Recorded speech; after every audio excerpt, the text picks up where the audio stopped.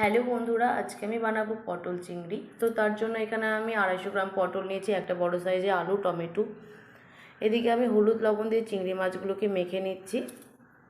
কড়াইয়ে তেল দিয়ে দিয়েছি। কড়াইয়ে আমি পটলগুলো এক এক করে দিয়ে ভেজে নেব। দিয়ে দেব হলুদ, লবণ দিয়ে ভালো করে পটলগুলোকে ভেজে নিচ্ছি। পটলগুলো আমার ভাজা হয়ে গেছে। এবার আমি এক এক করে একটা বাটিতে তুলে নিচ্ছি। এবার আমি এই তেলের মধ্যেই দিয়ে দেব আলু।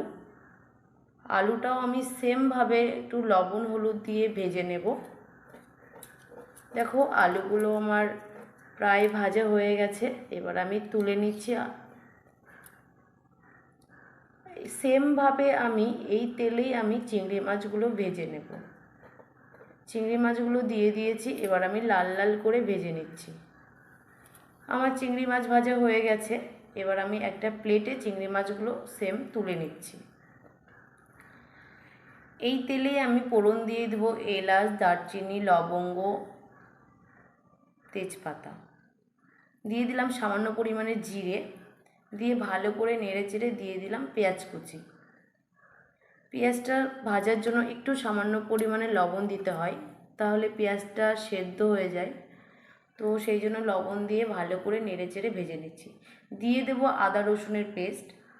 ভালো করে ভেজে নিচ্ছি, কাঁচা গন্ধটা যাতে না থাকে। দিয়ে দেবো সামান্য পরিমাণে সর্ষের তেল। দিয়ে দেবো আমি টমেটো, ছোটো সাইজের টমেটো। দিয়ে ভালো করে নেড়েচেড়ে কষিয়ে নিচ্ছি। হলুদ, লবণ, কাশ্মীরি লঙ্কার গুঁড়ো, লাল লঙ্কার গুঁড়ো দিয়ে ভালো করে এবার কষিয়ে নিচ্ছি। এখানে আমি কিন্তু একটু সামান্য পরিমাণে জল দিয়েছিলাম যাতে কড়াইয়ে না লেগে যায়। তো যাই হোক, এবার আমার কষানো কমপ্লিট হয়ে গেছে। এবার আমি দিয়ে দিয়েছি ভেজে রাখা পটল, আলু, চিংড়ি মাছ। দিয়ে ভালো করে নেড়েচেড়ে মিশিয়ে নিচ্ছি। এবার আমি আলু পটল এগুলো সেদ্ধ হওয়ার জন্য 1.5 কাপের মতো জল দিয়ে দেব। প্রথমে আমি 1 কাপের মতোই জল দিয়ে দিয়েছিলাম। তারপর দেখলাম যে জল আর একটু লাগবে, কারণ আলুটা সেদ্ধ হওয়ার জন্য একটু জলটা প্রয়োজন। তো আমি দিয়ে দিলাম একটু 1/2 কাপের মতো জল। দিয়ে ভালো করে ফুটিয়ে নিলাম। যখন আমার এই পটল চিংড়িটা গায়ে গায়ে হয়ে গেছে, এবার আমি দিয়ে দিয়েছি সামান্য পরিমাণে চিনি। আর চিনি দিয়ে 2 মিনিট ফুটিয়ে নিলেই নামিয়ে নিতে হবে এই পটল চিংড়ি। ভিডিওটা তোমাদের কেমন লাগলো অবশ্যই জানাবে। ভালো লাগলে একটা লাইক, কমেন্ট, শেয়ার করে দিও। আর হ্যাঁ, তোমরা যারা এখনও এভাবে পটল চিংড়ি খাওনি, ঝটপট এভাবে বানিয়ে নেবে।